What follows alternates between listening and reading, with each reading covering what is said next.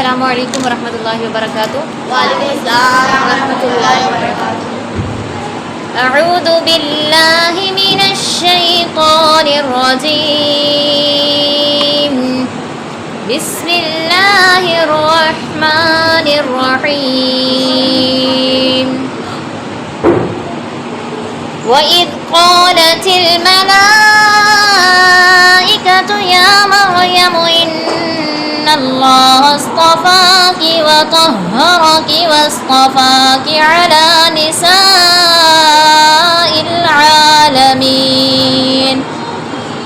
يَا مَرْيَمُ اقْنُتِي لِرَبِّكِ وَاسْجُدِي وَارْكَعِي مَعَ الرَّاكِعِينَ.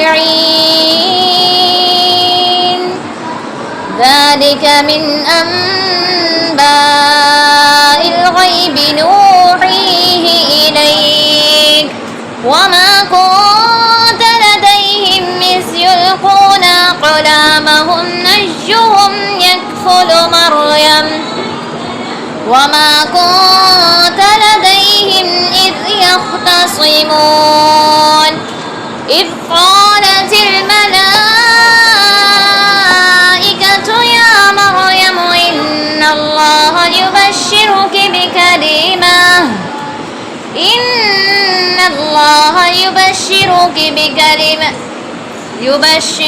بكلمة منه اسمه المسيح عيسى بن مريم وجيها في الدنيا والآخرة ومن المقربين. ويكلم الناس في المهد وكهلا ومن الصالحين. قالت رب أنى يكون لي ولد ولم يمسسني بشر قال كذلك الله يخلق ما يشاء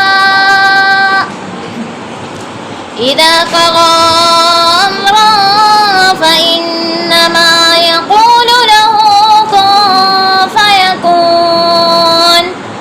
ويعلمه الكتاب والحكمة والتوراة والإنجيل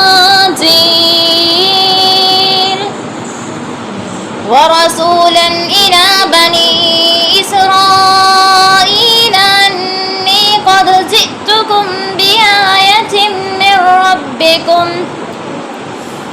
أني أخلق لكم من الطين كهيئة الطير فأنفخ فيه فيكون طيرا بإذن الله وأبرئ الأكمه والأبرص وأحيي الموتى بإذن الله وأنبئكم بما تأكلون وما تدخرون في بيوتكم إن في ذلك لآية لكم إن كنتم مؤمنين.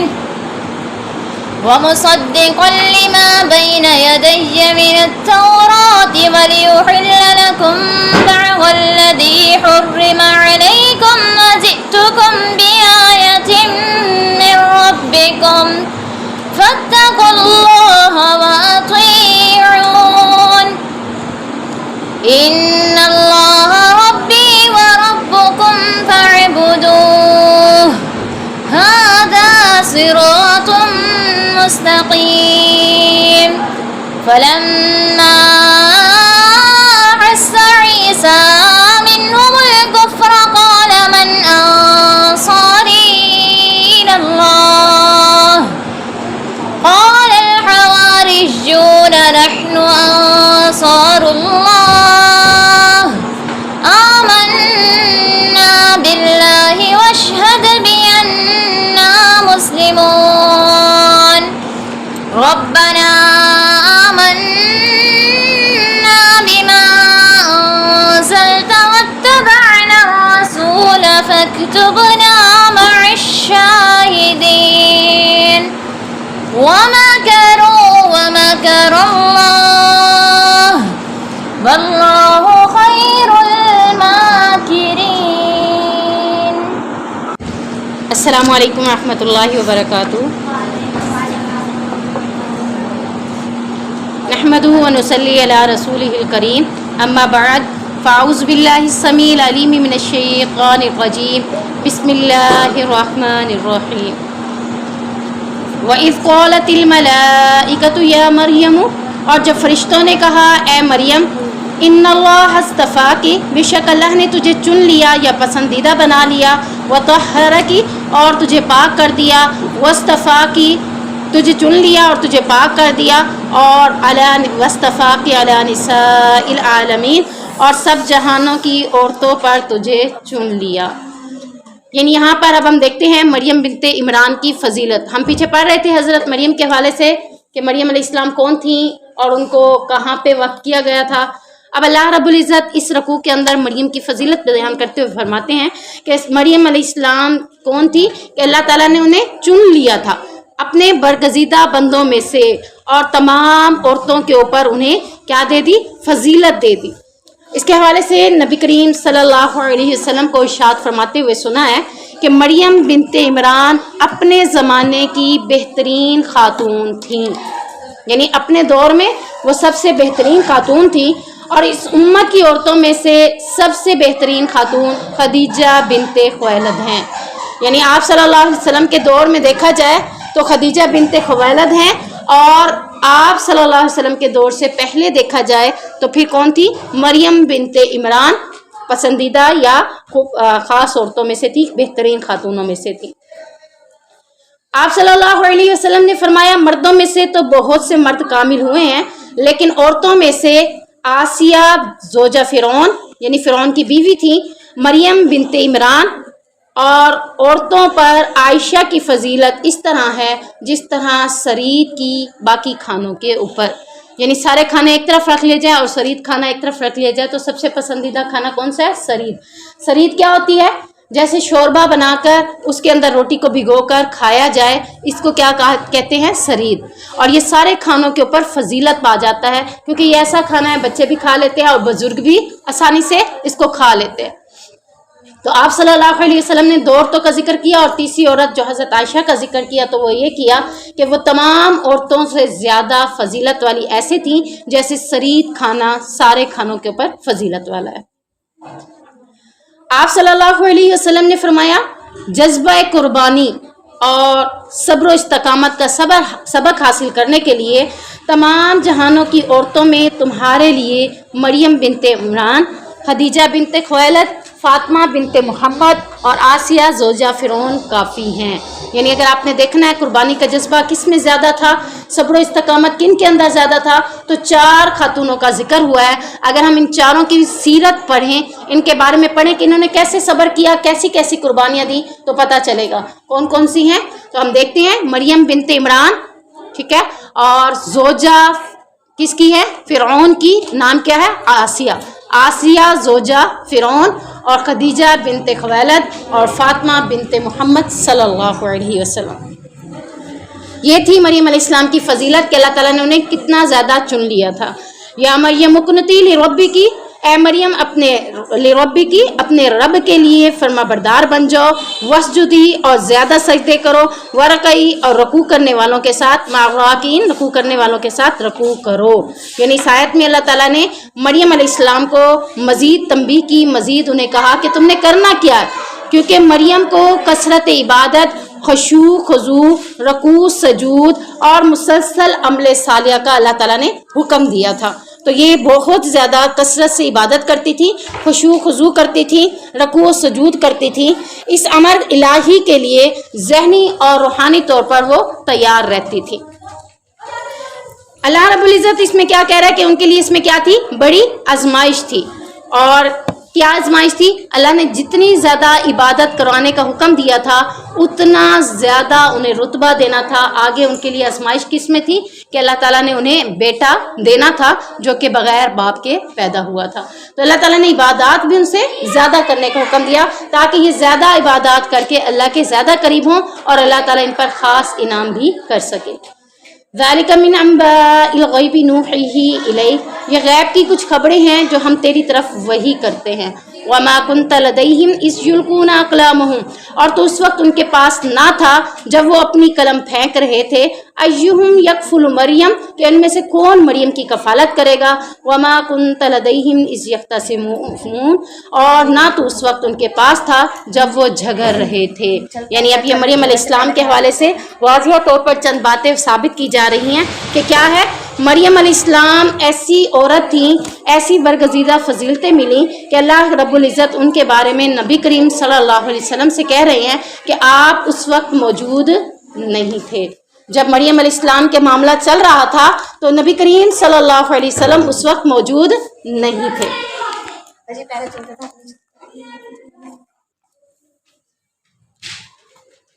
اب یہ مریم علیہ السلام جو کہ وقف کر دی گئی تھی، وقف ہونے کی وجہ سے وہاں پر کئی خادم تھے جو اس مسجد اقصیٰ کی کفالت کیا کرتے تھے، تو انہوں نے اس سے بہت سے لوگوں نے کہا کہ ہم مریم علیہ السلام کی کفالت کریں گے، ہم کریں گے۔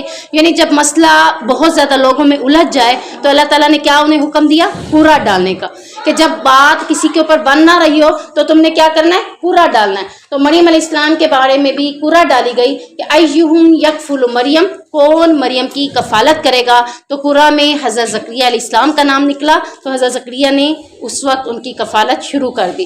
تو آپ صلی اللہ علیہ وسلم کو یہ بتانے کا مقصد یہ ہے کہ آپ اس وقت یہ ساری باتیں جو ہو رہی تھیں آپ اس وقت موجود نہیں تھے۔ یہاں پر 5 باتیں ثابت ہوتی ہیں، 5 مسئلے ثابت ہوتے ہیں۔ پہلا مسئلہ یہ ثابت ہوتا ہے کہ آپ صلی اللہ علیہ وسلم غیب نہیں جانتے تھے، جانتے ہوتے تو اللہ تعالیٰ انہیں یہ نہ بتاتے کہ آپ اس وقت موجود نہیں تھے۔ تو دوسری بات کیا ہے؟ نہ ہی غیب کی خبریں وحی کرنے کی انہیں ضرورت ہوتی تھی، یعنی اگر وہ غیب کی باتیں جانتے ہوتے تو اللہ رب العزت انہیں وحی کر کے یہ باتیں نہ بتا رہا ہوتا۔ دوسری چیز کیا ہے کہ آپ صلی اللہ علیہ وسلم ہر جگہ حاضر نہیں ہیں۔ لوگ کہتے ہیں کہ اللہ کے نبی ہر جگہ حاضر ہیں، اللہ کے بارے میں بھی کہتے ہیں اللہ ہر جگہ حاضر ہے، اور نبی کے بارے میں بھی کہتے ہیں کہ اللہ کے نبی ہر جگہ حاضر ہیں۔ تو یہاں سے پتہ چلتا ہے کہ اللہ کے نبی ہر جگہ حاضر نہیں ہیں، کیونکہ اللہ تعالیٰ کہہ رہا ہے کہ آپ اس وقت موجود نہیں تھے۔ تیسری چیز یہ ہے کہ اولیاء اور دوسرے انبیاء بھی غیب دان نہیں ہیں، ورنہ بیت المقدس کے خدام اور وقت کے پیغمبر زکریا کو قرآن ڈالنے کی ضرورت نہ آتی۔ یعنی نہ کوئی پہلے انبیاء گزرے ہیں ان کے پاس غیب کا علم تھا، نہ کسی اولیاء اللہ کے پاس غیب کا علم تھا کہ کل کیا ہوگا، آگے کیا ہوگا، مسائل کیسے ہوں گے۔ اللہ تعالیٰ کہتا اگر یہ بات انہیں پتہ ہوتی تو پھر مریم علیہ السلام کے بارے میں انہیں قرآن ڈالنے کی ضرورت نہ ہوتی، وہ خود سے ہی کہہ دیتے کہ ان کی کفالت زکریا علیہ السلام کریں گے۔ تو یہاں سے پتہ چلتا ہے کہ وہ بھی غیب کی باتیں نہیں جانتے تھے۔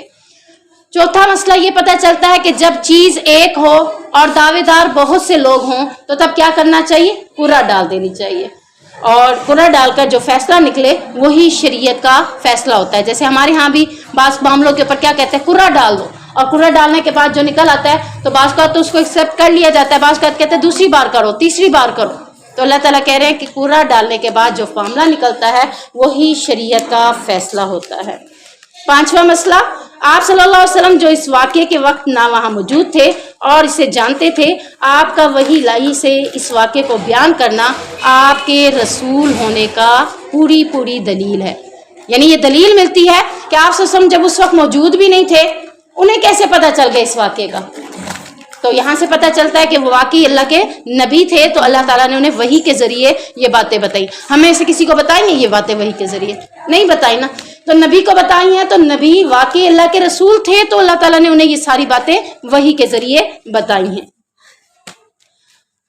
آپ صلی اللہ علیہ وسلم نے فرمایا اگر لوگوں کو معلوم ہو جائے کہ اذان دینے اور پہلی صف میں کھڑے ہونے کی فضیلت کیا ہے تو تب لوگ ثواب کو حاصل کرنے کے لیے پورا اندازی کریں گے۔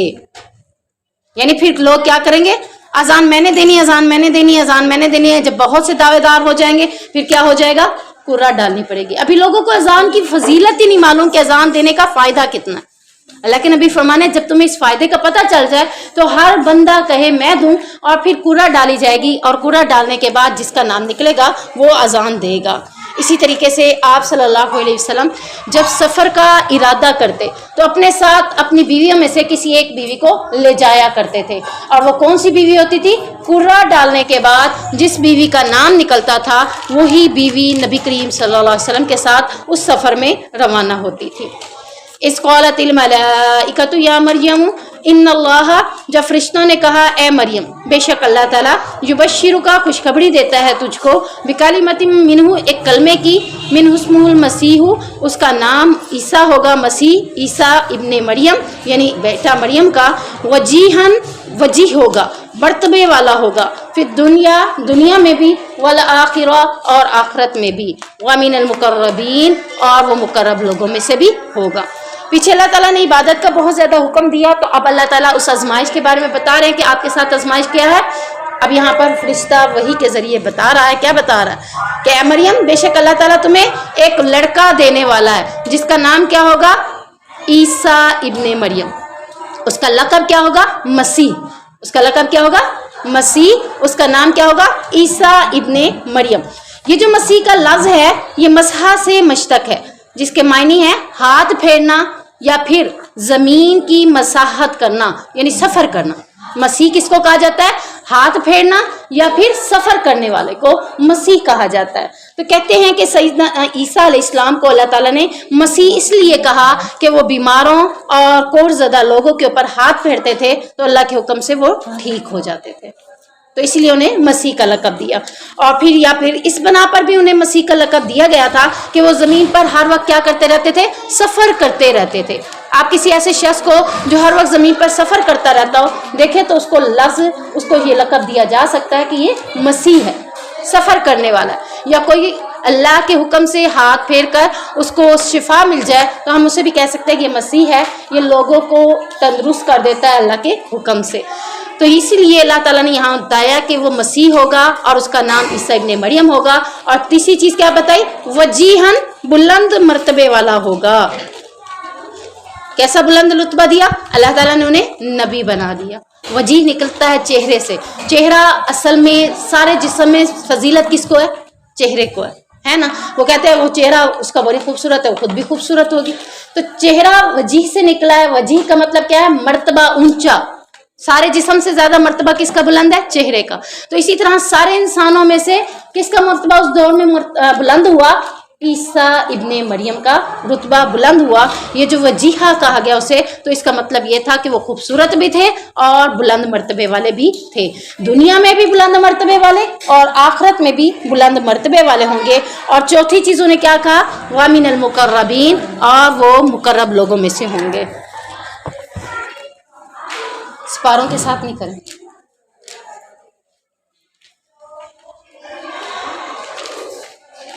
वही कल्लिमुन्नास फिल महदी, और लोगों से गहवारे में बात करेगा। अभी उनकी फजीलत चल रही है। पहला लक़ब मसीह, दूसरा नाम ईसा, तीसरा वजीह और चौथा कहा मुकर्रब। अब पांचवी चीज़ क्या कहा जा रही है, लोगों से गहवारे में बात करेगा। गहवारा कहते हैं पंगूरे को, जिसके अंदर बच्चे को लिटाया जाता है। वो बच्चा बोलने वाला नहीं होता ना, लेकिन ईसा का ये मकाम होगा कि वो गहवारे में भी बोलेंगे, यानी बचपन में वो बात करेंगे जिस वक्त बच्चा अभी बोलता नहीं है।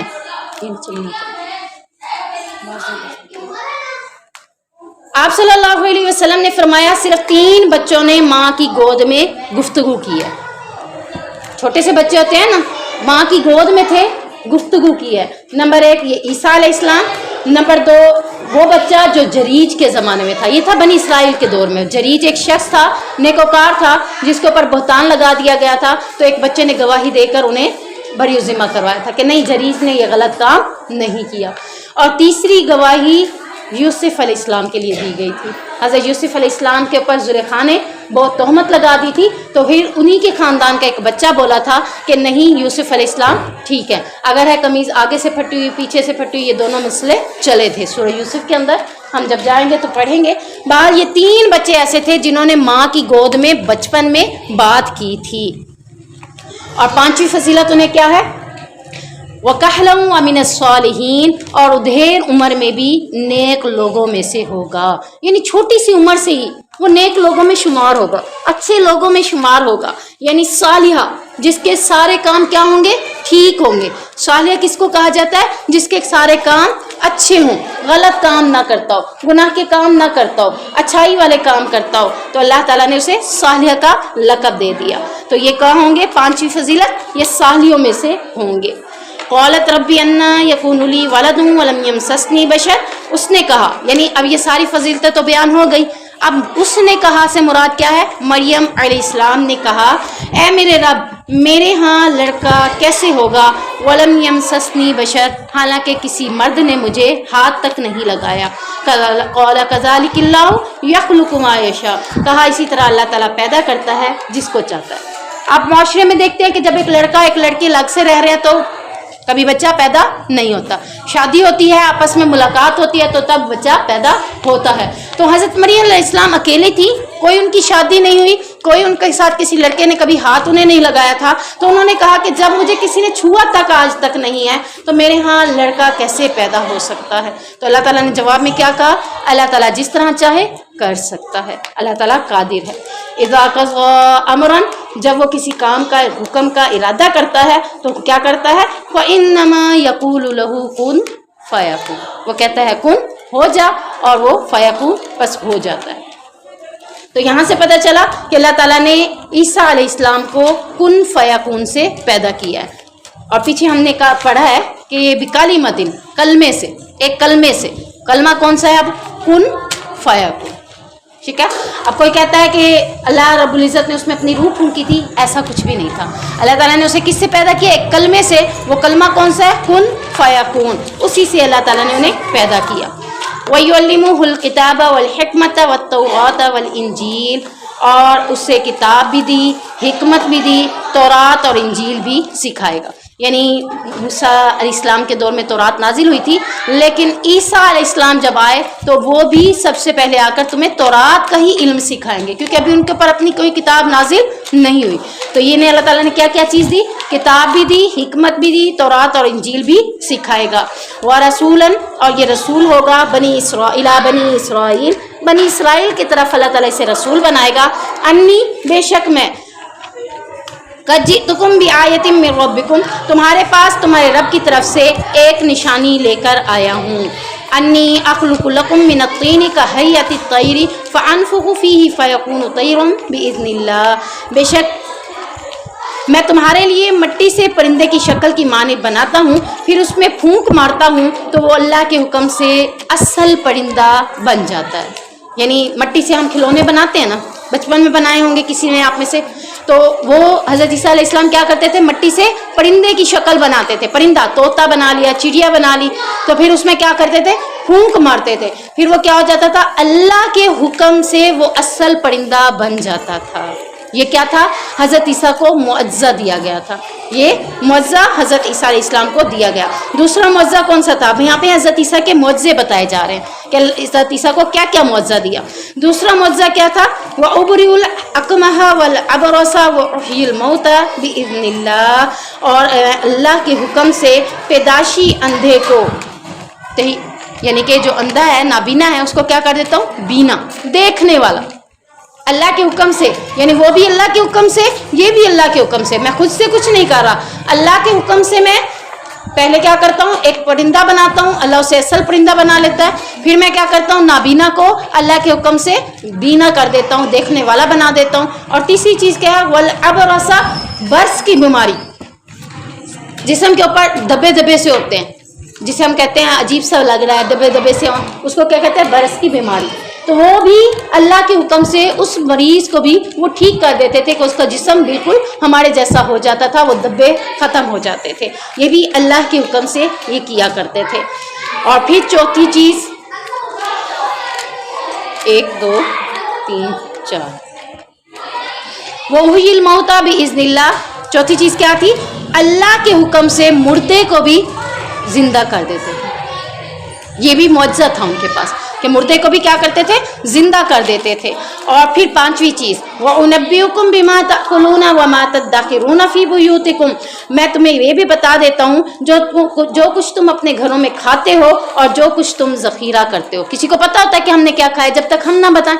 لیکن حضرت عیسیٰ علیہ السلام کے پاس یہ معجزہ تھا کہ جو ہم کھاتے ہیں وہ بتا دیتے تھے کہ تم نے کیا کھایا ہے، اور جو ہمارے گھر میں پڑا ہوتا تھا وہ بھی بتا دیتے تھے۔ ذخیرہ سے مراد یہ ہے کہ جو چیزیں آپ نے ذخیرہ کر لی، بچا کر رکھ لی، تو اس کے بارے میں بھی حضرت عیسیٰ علیہ السلام بتایا کرتے تھے کہ تمہارے گھر میں یہ چیزیں ذخیرہ ہیں۔ ان فی ذلک لآیۃ لکم ان کنتم مؤمنین، بے شک اس میں تمہارے لیے نشانیاں ہیں اگر تم ایمان والے ہو۔ یعنی سب سے مین چیز یہ دیکھیں کہ پیدا کرنے والی ذات اللہ کی ہے۔ حضرت عیسیٰ علیہ السلام اگر کسی پرندے کو بناتے تھے تو اللہ کے حکم سے وہ اصل شکل اختیار کرتا تھا، وہ اصل نہیں بن جاتا تھا۔ اصل کون بناتا تھا؟ اللہ۔ وہ ہاتھ کے ساتھ ایک مورتی بنا لیتے تھے، کہتے ہیں جیسے ڈرائنگ بنا لینا، ٹھیک ہے، تصویریں بنا لینا، ایسے ہی مٹی کے برتن بنا لیتے ہیں، مٹی کے پرندے بنا لینا، مٹی کی چیزیں جاندار بنا لینا۔ تو وہ صرف یہ بناتے تھے، پیدا کون کرتا تھا؟ اللہ۔ اللہ جب چاہتا تھا اس کو اصل حالت میں لے آتا تھا۔ تو اسی کے ساتھ ایک حدیث ہے، آپ صلی اللہ علیہ وسلم نے فرمایا جو لوگ یہ تصویریں بناتے ہیں ان کو قیامت کے روز عذاب دیا جائے گا، ان سے کہا جائے گا تم نے جو تخلیق کیا اسے زندہ کرو، ٹھیک ہے۔ ہاتھوں کے ساتھ جو مورتیاں بنتی ہیں نا، جو تصویریں بن جاتی ہیں، ان کو بنانے سے منع کیا جا رہا ہے۔ تو ان تصویروں کو جیسا کہ چاک کے ساتھ بن جاتی ہیں، مٹی والی چاک مٹی ہوتی ہے نا، اس سے بنا لیتے ہیں، یا پھر کسی اور طریقے سے مورتی جس کو بھی بولیں گے جو بنائی گئی ہاتھ کے ساتھ، جیسے ابراہیم علیہ السلام کا باپ بناتا تھا، مورتیاں بناتا تھا نا، وہ بت بناتے تھے، بت سجاتے تھے۔ تو آج کسی انسان کی شکل میں کسی نے کسی کو بنا لیا ہے تو اللہ تعالیٰ کل قیامت کے دن اسے عذاب بھی دے گا، اور ساتھ میں کیا کہے گا؟ جو تخلیق کیا اسے زندہ بھی کر کے دکھاؤ۔ تو یہ 5 چیزیں تھیں جو اللہ تبارک و تعالیٰ نے حضرت عیسیٰ علیہ السلام کو دی تھی۔ پیچھے ہم پڑھ چکے ہیں کہ اللہ تعالیٰ نے ہر نبی کے دور میں ہر نبی کو وہ معجزے دیے تھے جو اس دور میں موجود ہوتے تھے۔ جیسا کہ ہم نے پڑھا تھا موسیٰ علیہ السلام کو اللہ تعالیٰ نے کون سا معجزہ دیا تھا؟ عصا کا، کیونکہ اس دور میں کیا تھے؟ جادوگر تھے، پڑھا ہے نا پیچھے۔ اور پھر عیسیٰ کو کون سا دیا تھا؟ اللہ تعالیٰ نے یہ زندہ کرنا، ٹھیک ہے، اور یہ پرندے کو اصل شکل میں بنا دینا، نبینا کو بینا کر دینا، یہ سب کیا ہے؟ عیسیٰ علیہ السلام کے دور میں بہت زیادہ طب موجود تھے، حکیم موجود تھے، اور اللہ انہیں عاجز کرنا چاہتا تھا کہ تم سے بڑھ کر، تم سب سے بڑھ کر نہیں ہو سکتے، تم سے بڑھ کر بھی ایک ہے، وہ کون ہے؟ اللہ کی ذات ہے۔ تو نبی کریم صلی اللہ علیہ وسلم کے دور میں کیا تھا؟ عربیوں کو اپنی کس بات پہ پر ناز تھا؟ فصاحت اور بلاغت، یعنی وہ بہت زیادہ پڑھے لکھے تھے۔ تو اللہ تعالیٰ نے نبی کریم صلی اللہ علیہ وسلم پر کتاب قرآن پاک کو نازل کیا۔ وَمُصَدِّقًا لِّمَا بَيْنَ يَدَيَّ مِنَ التَّوْرَاةِ، اور اس کی تصدیق کرنے والا ہوں جو مجھ سے پہلے تورات سے ہے، یعنی میں تورات کی تصدیق کرتا ہوں کہ جو کچھ تورات میں تھا وہ ٹھیک ہے، یعنی تورات میں کوئی چیز غلط نہیں ہے، بلکہ تورات کی ساری باتوں کو ٹھیک بتانے کے لیے مجھے بھیجا گیا ہے۔ اور وَلِأُحِلَّ لَكُمْ بَعْضَ الَّذِي حُرِّمَ عَلَيْكُمْ، اور تم نے جو تورات میں کچھ چیزیں اپنے لیے حرام کر دی تھی، اللہ نے انہیں دوبارہ تمہارے لیے حلال کر دیا۔ تورات میں حلال تھیں لیکن بنی اسرائیل نے اپنے اوپر وہ حرام کر دی تھی۔ کون سی چیزیں؟ اونٹ کا گوشت اور حلال جانور کی چربی، وہ اپنے اوپر حرام کر دیا تھا۔ آج یہ دونوں چیزیں ہمارے لیے بھی حلال ہے، اونٹ کا گوشت بھی حلال ہے اور حلال جانور کی چربی ہم استعمال کر سکتے ہیں۔ لے جاتے ہیں نا ہم سے چربیاں کہ لے دیں، ہم نے کچھ بنانا ہے، کچھ بھی بنا لیتے ہیں، آئل بنا لیتے ہیں، کوئی صابن بنا لیتا ہے، تو یہ دونوں چیزیں حلال ہیں، جبکہ بنی اسرائیل نے اپنے اوپر یہ دونوں چیزیں حرام کر دی تھی۔ تو اللہ تعالیٰ نے یہاں کہا کہ حلال کی ہیں تمہارے لیے بات چیز جو کہ تم نے اپنے اوپر خود حرام کر دی تھی۔ وَجِئْتُكُمْ بِآیَةٍ مِّن رَبِّكُمْ، اور تمہارے پاس تمہارے رب کی طرف سے ایک نشانی لے کر آیا ہوں۔ فَاتَّقُوا اللَّهَ وَأَطِیعُونِ، پس تم اللہ سے ڈرو اور اس کی اطاعت کرو۔ یعنی یہ ساری چیزیں اللہ تبارک و تعالیٰ نے تمہارے لیے حلال کر دی، اب تمہیں کیا کرنا ہے؟ ان چیزوں کے اوپر اللہ تبارک و تعالیٰ نے جو تمہیں حلال کر دی، اپنے لیے انہیں اب حلال سمجھنا ہے۔ ان اللہ ربی و ربکم فاعبدوہ، بے شک اللہ میرا بھی رب ہے اور تمہارا بھی رب ہے۔ ہر نبی نے آ کر یہی دعوت دی ہے کہ اللہ ہمارا بھی رب ہے اور تمہارا بھی رب ہے۔ فاعبدوہ، بس تم سب اسی کی عبادت کرو۔ ھذا صراط مستقیم، یہ عبادت کے لیے اللہ تعالیٰ تمہیں بتا رہا ہے سیدھا راستہ ہے۔ کون سا؟ نبیوں کا بتایا ہوا۔ کون سا راستہ ہے؟ اللہ کی عبادت کرنے والا یہی سیدھا راستہ ہے، یہی جنت کی طرف لے جانے والا ہے۔ توحید باری تعالیٰ یہ سارے انبیاء نے آ کر دعوت پیش کی تھی۔ ہر نبی جو آتا تھا کیا کہتا تھا؟ انعبدوا واجتنبوا الطاغوت، لوگوں ایک اللہ کی عبادت کرو اور بتوں سے اجتناب کرو. تو یہی عیسیٰ علیہ السلام نے بھی آ کر دعوت کی اور بتایا کہ اگر تم اللہ کی عبادت کرو گے تو یہی راستہ تمہیں جنت کی طرف لے کر جائے گا. فلما احس عیسیٰ منہم الکفر قال من انصاری الی اللہ، پھر جب عیسیٰ نے ان سے کفر محسوس کیا تو اس نے کہا کون ہے جو اللہ کی طرف میری مددگار ہیں، میرے مددگار ہیں. یعنی جب عیسیٰ نے اپنی قوم کو اتنی ساری باتیں بتا دی، اتنے معجزے بھی دکھا دیے، تو اب کیا کیا؟ دیکھا عیسیٰ نے کہ بڑے بڑے امیر لوگ، بادشاہ لوگ اور دوسرے لوگ یہ سارے ایک پلاننگ کر رہے ہیں، یہ سارے بار بار میری باتوں کو لے کر اب مجھے ہی گرانا چاہ رہے ہیں، مجھے ہی کچھ نہ کچھ مجھے تکلیف دینا چاہ رہے ہیں. تو انہوں نے جب یہ ساری چیزیں محسوس کی، کفر کے لوگوں سے خطرہ محسوس کیا، تو انہوں نے کہا کون ہے جو میری مدد کرے گا، یعنی آپ لوگوں میں سے میرا ساتھ کون دے گا. قال الحواریون نحن انصار اللہ، حواریوں نے کہا ہم اللہ کے مددگار ہیں. حواری کس کو کہتے ہیں؟ جان نثار. ٹھیک ہے، جیسے ہم کہتے ہیں نا فلاں کے اوپر ہماری جان بھی نثار ہو جائے. کس کے اوپر؟ نبی کریم صلی اللہ علیہ وسلم. کہتے ہیں نا اللہ کے نبی پر جان بھی نثار ہے، جان بھی قربان ہے. تو اسی طریقے سے عیسیٰ علیہ السلام کے دور میں جو عیسیٰ کی اتباع کرنے والے تھے، انہوں نے آ کر کیا کہا کہ ہم آپ کے مددگار ہیں، اللہ کی طرف سے آپ کیا ساتھ دیں گے. تو ان کو کیا لقب دیا گیا؟ حواری کا، کہ یہ کیا ہے؟ حواری. حواری کا مطلب جان نثار کرنے والے.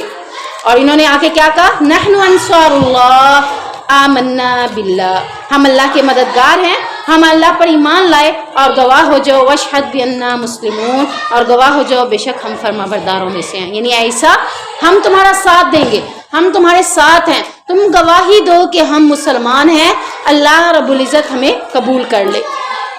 ربنا آمنا، اے ہمارے رب ہم ایمان لائے اس پر، بما انزلتا جو خود تو نے نازل کیا، واتبعنا الرسول اور رسول کی اتباع کی، فاکتبنا مع الشاہدین، تو ہمیں شہادت دینے والوں کے ساتھ لکھ دے.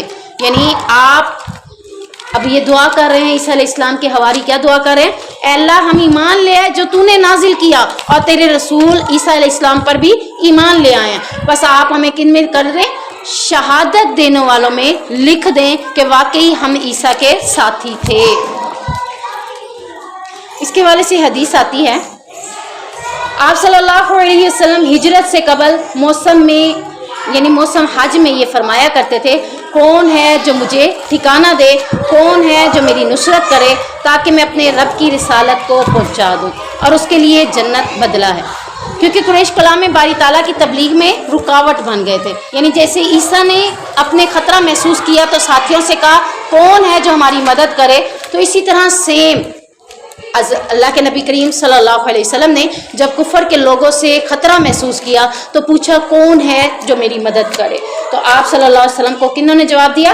انصاریوں نے جواب دیا تھا کہ ہم آپ کے اوپر اپنی جان بھی نثار کرنے کے لیے تیار ہیں. اور نہ صرف انصاری بلکہ مہاجروں میں سے بھی زبیر بن عوام نے کہا تھا اے اللہ کے نبی ہم آپ کے اوپر اپنی جان بھی قربان کرنے کے لیے تیار ہیں.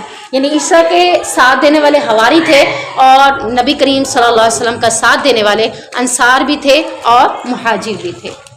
وَمَكَرُوا وَمَكَرَ اللَّهُ، اور انہوں نے خفیہ تدبیریں کی تو اللہ نے بھی ایک خفیہ تدبیر کی. وَاللَّهُ خَيْرُ الْمَاكِرِينَ، اور اللہ سب خفیہ تدبیر کرنے والوں سے بہتر ہے. یعنی کہتے ہیں کہ یہودی خود جب ایمان نہ لے آئے تو انہوں نے بادشاہ کو بھی زور بڑھا کہ تم ہمارے ساتھ مل کر حضرت عیسیٰ کو کوئی تکلیف دو یا ختم کر دو یا مار ڈالو. تو یہودی کے علماء بھی اور بادشاہ بھی سارے مل کر خفیہ تدبیر کی. کیا کی؟ کہ حضرت عیسیٰ کو قتل کر دیا جائے، نعوذ باللہ. تو انہوں نے جب یہ خفیہ تدبیر کی تو اللہ تعالیٰ نے بھی ایک خفیہ تدبیر کر دی. اور اللہ تعالیٰ کہہ رہا ہے کہ جو میں نے تدبیر کی وہ بہتر تدبیر تھی. کیا تدبیر کی اللہ تعالیٰ نے؟ ہم سب جانتے ہیں کہ عیسیٰ علیہ السلام کو اٹھا لیا گیا. انہیں گھر کے اندر، جس گھر میں حضرت عیسیٰ رہ رہے تھے، یہودی علماء اور بادشاہ نے انہیں اسی گھر کے اندر محصور کر دیا تھا، قید کر دیا تھا کہ اب ان کے اوپر حملہ کرنا آسان ہو جائے گا. ان کے گھر کے اندر داخل ہوں گے اور انہیں قتل کر دیں گے. اللہ تعالیٰ کہتا ہے یہ تمہاری تدبیر تھی اور میری تدبیر کیا تھی؟ گھر کے اندر سے ہی میں اوپر آسمانوں کے اوپر اٹھا کر لے گیا. تو اللہ تعالیٰ نے حضرت عیسیٰ کو بچا لیا. اور حضرت عیسیٰ کی اس دعا کے اوپر جو انہوں نے کہی تھی کہ اللہ مجھے امت محمدی کا فرد بناتا، تو اللہ تعالیٰ نے حضرت عیسیٰ کو اٹھا لیا. اب قیامت سے کچھ عرصہ پہلے جب اتنا اللہ کو منظور ہوگا حضرت عیسیٰ کا دوبارہ نزول ہوگا اور وہ اپنی کوئی شریعت لے کر نہیں آئیں گے بلکہ نبی کریم صلی اللہ علیہ وسلم کی شریعت کے مطابق دوبارہ یہاں آ کر ہم لوگوں کو دین کی باتیں اسلام کی باتیں بتائیں گے اور اس کے اوپر عمل کروائیں گے اور انہی کے ساتھ لوگ مل کر دجال کا خاتمہ بھی کریں گے یعنی پہلے دجال آئے گا پھر حضرت عیسیٰ علیہ السلام آئیں گے تو یہ اللہ کی تدبیر تھی کہ اللہ تعالیٰ نے حضرت عیسیٰ کو بچا لیا اب آپ سب دیکھ لیں کہ ساری دنیا مل کر کسی کو مارنا چاہے جب تک اللہ نہ چاہے تو کوئی بھی اسے مار نہیں سکتا اللہ بچانا چاہے تو اندر ہی اندر سے بچا کر کیسے بھی کسی طریقے سے بھی اس کو بچا لیتا ہے تو اللہ تعالیٰ نے اسے بچا لیا عیسیٰ علیہ السلام کو اور آسمانوں پہ اٹھا لیا سبحانک اللہم و بحمدک اشہد ان لا الہ الا انت استغفرک و اتوب الیک